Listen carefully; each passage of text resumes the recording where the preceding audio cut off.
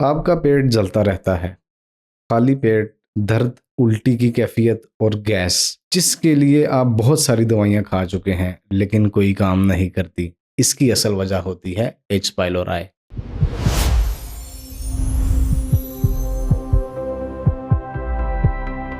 अस्सलामुअलैकुम, आप देख रहे हैं smart health with doctor Adnan, जहां हम आपको फराहम करते हैं आसान इन्फॉर्मेशन बहुत ही आसान अल्फाज में। आज की वीडियो में हम बात करने वाले हैं एक ऐसे जरासीम के बारे में जो पाकिस्तानी, बांग्लादेशी और इंडियंस और ओवरऑल दी वर्ल्ड भी आप कह सकते हैं, जो जंक फूड के लवर्स हैं, उनके मैदे में बहुत कॉमन होता है। H pylori, Helicobacter pylori. मैं एक डॉक्टर हूं और डॉक्टर होने के नाते मैं कई तरह के मरीज दिन में देखता हूं, लेकिन मोस्ट कॉमन जो पेशेंट्स मेरे पास आते हैं वो आते हैं मैदे की तेजाबियत के, और वो मैदे की तेजाबियत का इलाज कई सालों से करवा रहे होते हैं। लेकिन असल वजह तेजाबियत नहीं होती, असल वजह होती है एक बैक्टीरिया जिसका नाम है एच पाइलोरी। सिंपल वर्ड्स में अगर आप इसको समझना चाहें, ये एक ऐसा जरासीम है जो आपके मैदे की तेजाबियत में रहने के साथ भी जिंदा रह सकता है। नॉर्मल जरासीम तेजाबियत में नहीं जिंदा रहते। HCl जो मैदे का हाइड्रोक्लोरिक एसिड होता है, ये बहुत ही पंजेंट और बहुत ही फास्ट एक्टिंग एसिड होता है। इसमें मोस्टली जरासीम मर जाते हैं, लेकिन एच पाइलोरी आपके मैदे में जिंदा रह सकता है। एच पाइलोरी एक स्पाइरल शेप्ड बैक्टीरिया है जो आपकी पेट की लाइनिंग को धीरे धीरे ख़त्म कर देता है और अल्सर बनने के चांसेस बहुत ज़्यादा हो जाते हैं। अब इसकी सिम्टम्स क्या हो सकती हैं? खाली पेट, आपके पेट में दर्द रहता है, आपको हर वक्त गैस की प्रॉब्लम रहती है, आपका दिल मतली, दिल ख़राब होता रहता है, और खाने के बाद मैदे के ऊपर हैवीनेस यानी कि फुलनेस फील इस तरह की होती है जिस तरह आपने बहुत कुछ खा लिया है, लेकिन एक्चुअली आप खाएं ना भी तो ये कैफियत आपके मैदे में हर वक्त रहती है। गैस रहती है और ब्लोटिंग, पेट सूजा हुआ रहता है। पखाने के साथ कभी कभी ब्लैक कलर का ब्लड या फिर रेड कलर का फ्रेश ब्लड भी आ सकता है। याद रखो दोस्तों, अगर एच पाइलोरी का वक़्त के ऊपर इलाज ना किया गया तो ये आपके मैदे को शदीद नुकसान पहुंचा सकता है। किस तरह से? ये आपको क्रोनिक गैस्ट्राइटिस करवा सकता है।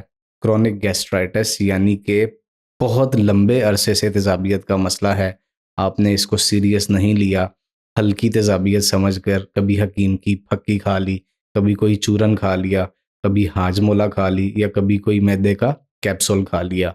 उसकी वजह से ये आपके मैदे को परमानेंटली एनलार्ज कर देता है, बड़ा कर देता है। जब आपका मैदा नॉर्मल साइज का है तो उस वक़्त इसमें फूलने की कैपेसिटी ज़्यादा होती है। लेकिन जब आपका मैदा सोजिश में चला जाए, बड़ा हो जाए, तो ये ऑलरेडी अपनी सोजिश वाली स्टेट में होता है, इससे ज़्यादा नहीं फूल सकता। क्रोनिक गैस्ट्राइटिस के साथ साथ ये आपके मैदे में करवा सकता है अल्सर्स, ज़ख़म, इस तरह के ज़ख़म जिनमें से हर वक़्त खून रिसता रहता है, फ्रेश कलर का रेड ब्लड। समटाइम्स पेशेंट अगर उल्टी करे तो उसको उल्टी के साथ खून भी आता है, जो बहुत घबराने वाली बात है। और अगर आपको गैस्ट्राइटिस है, अल्सर्स हैं, लेकिन फिर भी आप अपना ट्रीटमेंट नहीं करवा रहे हैं, तो ये मैदे के कैंसर तक लेकर आपको चला जाता है। आपने कभी भी एच पाइलोरी को खुला नहीं छोड़ना। इस जानवर को हमेशा बांध कर जिस्म से बाहर फेंकना होता है। एच पाइलोरी का इलाज कब किया जाएगा? जब इसकी वक्त के ऊपर तशखीस होगी। और इसकी तशखीस कौन करेगा? आपका डॉक्टर, कुछ टेस्ट लिख के। अब वो टेस्ट कौन कौन से हैं? Urea breath test, stool antigen for H pylori, आपके पखाने का सैंपल लेबोरेटरी में भेजा जाएगा, वहाँ पर डिटेक्ट किया जाएगा कि अगर एंटीजेंस आ रहे हैं पखाने में तो इसका मतलब ये है कि एच पाइलोरी आपके मैदे में एक्टिव है इस वक्त। इसके लिए ब्लड का टेस्ट भी किया जाता है, लेकिन ब्लड का टेस्ट इतना ऑथेंटिक नहीं माना जाता, तो इसीलिए आप यूरिया ब्रेथ टेस्ट या फिर stool antigen for H pylori. कुछ केसेस में जो कि बहुत ज़्यादा लॉन्ग टर्म से एच पाइलोरी के शिकार हैं, उनमें एंडोस्कोपी भी की जाती है, कुछ केसेस में, हर केस में नहीं। हाँ, इसका गैस नहीं किया जाता कि मेरे मैदे में ये मसला है तो मुझे लगता है कि शायद मेरे मैदे में एच पाइलोरी है। नहीं, इसका टेस्ट करने के बाद ही कहा जाता है कि ये आपको एच पाइलोरी की वजह से हो रहा है। अब एच पाइलोरी इतनी सारी प्रॉब्लम्स कर रहा है, इसका ट्रीटमेंट क्या है? ये तो सभी जानना चाहते होंगे। इसका ट्रीटमेंट होता है एंटीबायोटिक्स में। जैसा कि हमने बात की, ये एक स्पाइरल शेप्ड बैक्टीरिया है, तो बैक्टीरिया के अगेंस्ट हमेशा यूज़ की जाएंगी एंटीबायोटिक्स।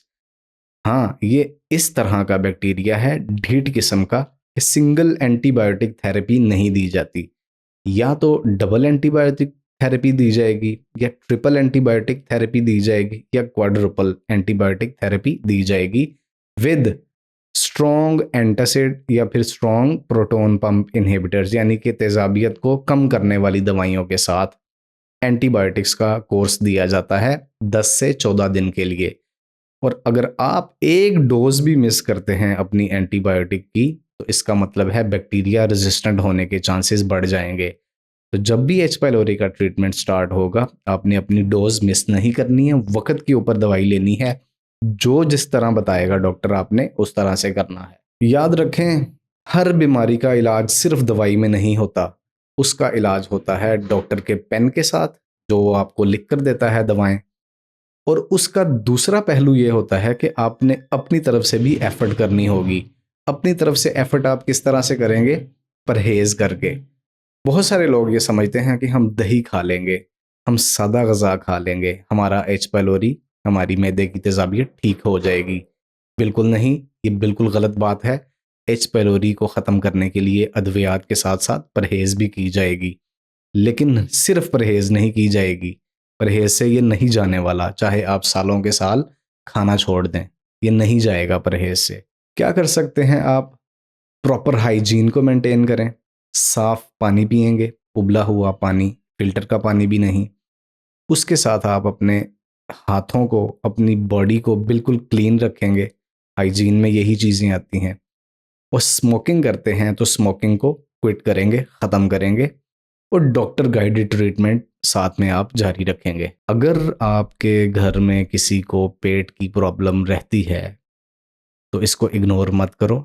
अपने टेस्ट करवाओ, वक्त के ऊपर तशखीस कराओ, इलाज शुरू करो, और इस बैक्टीरिया से बचो जो आपको कैंसर तक लेकर जा सकता है। आप देख रहे हैं smart health with doctor Adnan, सेहतमंद जिंदगी की स्मार्ट चॉइस।